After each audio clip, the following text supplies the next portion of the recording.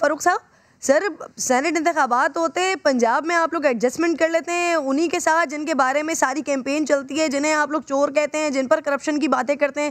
پھر اب جب چیئرمین سینٹ کی بات ہوتی ہے تو انہی لوگوں کے ساتھ، انہی مولانا فضل الرحمان کی جماعت کے ساتھ آپ انہیں پیشکش کر رہے ہوتے ہیں ڈپٹی چیئرمین کے لیے. سر کیا ہو رہا ہے فاروق صاحب؟ یہ دیکھیں بات یہ ہے کہ اتنی بڑی بات نہیں ہے، اور آپ کے سامنے رکھتا چلوں کہ چیئرمین سینٹ کے لیے صادق سنجرانی کو ہم نے نامینیٹ کیا ہے.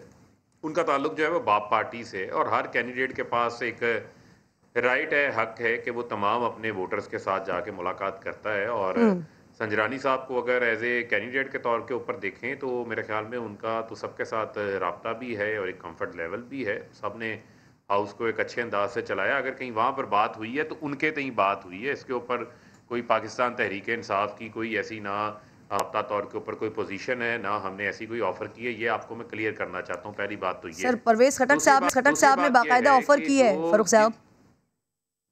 دیکھیں بات یہ ہے کہ اگر خٹک صاحب نے کسی وفد کے اندر گئے ہیں، جب بات ہوتی ہے اس کے اندر اگر انہوں نے کوئی بائی دا وے بات کی ہوگی تو میں نہیں سمجھتا کہ وہ ہماری پارٹی کے لیول کا جو ہے وہ کوئی ڈیسیژن ہے. اس پہ ہم نہیں دیتے ان کو offer as a P T I کے طور کے اوپر. خٹک صاحب کیمپین ضرور کر رہے ہیں صادق سنجرانی صاحب کی، وہاں پر یہ بات ہوئی ہوگی.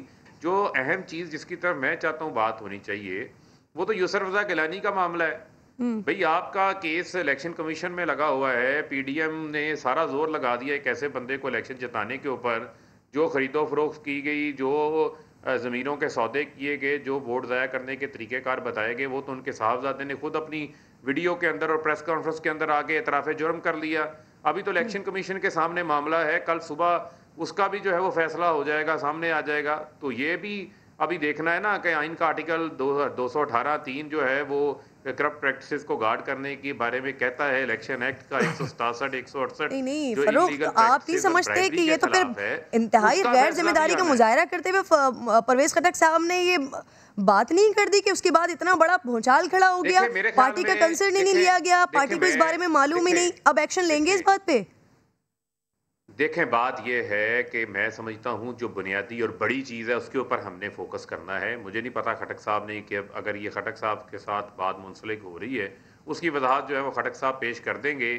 لیکن اس وقت پاکستان کی عوام کی نظریں الیکشن کمیشن پہ ہیں. پی ٹی آئی ان سے وضاحت طلب کرے گی سر؟ ووٹوں کے خریدار کو، ضمیروں کے سوداگروں کو. میں آپ کو وضاحت کر دی میں نے آپ کو. ہمارے کوئی پی ڈی ایم کی طرف سے ہمیں کوئی آفر نہیں ہے. ہم نے کی پی ڈی ایم کو، مولانا عبدالغفور حیدری کو. دوسری بات یہ ہے کہ جو نظریں ہیں پوری قوم کی وہ تو یہ ہے کہ کیسے ایک ایسا شخص جس نے 16 ووٹ خرید کے سینٹ کا الیکشن سینیٹر بن گیا، ابھی تو اس کے نوٹیفیکیشن کا فیصلہ اس کے ہونا بعد ہے. فاروق اس کے بعد لوگوں کا یہ بھی نظریں ہوں گی نا کہ 47 ممبرز آپ کے پاس ہیں تو آپ کو چیئرمین سینٹ کیسے آ جائے گا اگر 53 اپوزیشن کے پاس نمبر زیادہ ہیں. تو ہم پرویز خٹک کی بات سنوا رہے ہیں فاروق حبیب صاحب کو. یہ تو 12 تاریخ ایک منٹ کرن، بات یہ ہے یہ تو 12 تاریخ آپ آ لینے دیں نا. ابھی تو 12 تاریخ نہیں آئی، ابھی تو آج 9 مارچ ہے.